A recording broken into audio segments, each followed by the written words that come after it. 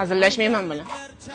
Biz Shahrixondagi o'sha mashhur pichoq bozoriga keldik. Bu bozorda avloddan avlodga o'tib kelayotgan 30-40 yillik ustalar ham bor ekan. Bu yerda har xil pichoqlar, xanjarlar, boltalar, dashi qilichlargacha bor ekan. Yana hammasi qo'l ishi, hammasi pichoqchi ustalar tomonidan yasalgan ekan. Milliy pichoq, uch pichoq, sovg'abop pichoqlar bir-biridan chiroyli. Ishlatsangiz ham, sovg'aga bersangiz ham egasiga yillab xizmat qiladigan, uncha-munchaga o'tmaslashib, egilib bukilmaydigan pichoqlar ham Shahrixonda bo'lar ekan. Shahrixon pichoqlari maxsus po'latdan yasalar ekan. Rangi sal qoraroq bo'lar ekan. Rangoshlari klapandan, poyezd relisidan qilinar ekan. Klapandan qilingan pichoqlar zanglamas ekan. Qorasini ishlatgandan keyin artib yurish kerak ekan. To'plari suyakdan, yog'ochdan, hayvonning shoxi, har xil hayvonlarning tuyog'idan, ichib o'rnatgan plastikdan, latundan qilinar ekan. Qo'l mehnati qancha ko'p bo'lsa, shuncha qimmatroq bo'lar ekan. Butun turistlar ataylab kelib pichoqlarni har xil davlatlarga olib ketishar ekan. Yana dastavkalari ham bor ekan. Butun O'zbekiston bo'ylab yetkazib ham berishar ekan. Bunisi bo'lsa oshpazlar uchun nabor ekan. Bu pichoqlar nimaga xalq? Bularni har xilligi bu terishilish uchun.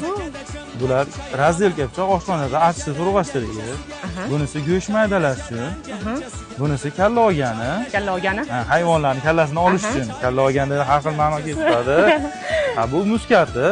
Albatta bunda chaqmoq, juda ham mustahkam narsa. Mana shu nabor 1,5 million so'mga qilib beramiz. 1,5 million. Shuncha narsa. Oshpazlarga nabor kerak bo'lsa 1,5 million ekan narxi. Menimcha bunaqa pichoqdan hamma uyda bo'lsa kerak. Bunaqa pichoqlar 70-80 ming atrofida ekan. Nima bo'lasizlar, bu nimani tuyog'i 400 mingdan ekan. Jayroni shoxidan qilingan pichoqlar 1 million 200 ming atrofida ekan. Bunisi bo'lsa o'zimizdan Buxarskiy xon bug'ularning shoxidan qilingan pichoq ekan. Bu ham 1 million 200 ming ekan. Zo'ra. Mana bunaqa xanjarlar idish-pidish bilan 900 ming ekan. Ash qo'limdagi qilish 1 million ekan. O'sha hammamiz kinoda ko'rgan Hazrat Alining qilichlari shunaqa ko'rinishda bo'lgan ekan. Narxi 3,5 million. Mana pichoq ham zo'r ekan, 500 ming ekan. Mana bu qo'limdagi bolta bo'lsa 100 dollar ekan. Naqshlarini oladi.